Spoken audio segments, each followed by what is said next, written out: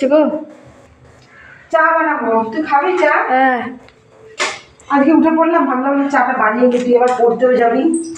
একটু পরেই তো, আজকে তো দেরি করে আসবো, 5 ঘন্টা ওখানেই থাকবো বাইরে। 5 ঘন্টা বাইরেই থাকবো। 10টা হবে আস্তে আস্তে। 10টায় পড়াবো কখন গো? কি করে গো? 9:30 হবে, 10টা 9:30 হবে। 9:30। এটা কি হয়েছে রে গো? ওই যে মার্বেলটা ভেঙে গেছে। কবে হইলো? ওই যে কালকে আমি গেছিলাম ঠাকুরের ওখানে, বাবা বাড়িতে ছিল, পায়খানা গেছিল, আর বলছে কি জোরে আওয়াজ, সে পড়লো, এই লম্বাটা পুরো পড়ে গেছে নিচে। এরকম কেন হইলো? এরকম কেন যে হচ্ছে বুঝতে পারছি না। আমাদের বাড়িটাতে অনেক ক্ষতি হচ্ছে, আমি দেখতে পাচ্ছি তো। এত ভালো বানানো হয়ে গেলে, একবার বানানো হয়ে গেলে কিন্তু কোনোদিন খুলে পড়ে না, অন্তত এরকম মার্বেল। এইটা তো খুলে না, এরকম খুললো কেন? ভয় লাগছে তো দেখে। না না, মার্বেলটা খুললো কেন? এটাও তো মানে কারোর বাড়িতে কিন্তু মার্বেল একবার লাগানো গেলে টাইলস হয়ে যায়, কিন্তু মার্বেল হয় না, টাইলস করে বলে পরে কম বেশি।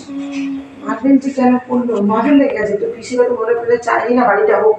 এই বড় পিসি কতবার বলেছে পারবি করতে, এইটুকু টাকা পারবি, জানিস টাইলস ফাইলস লাগাতে কত খরচা লাগে, অনেক টাকা লাগে, পারবি?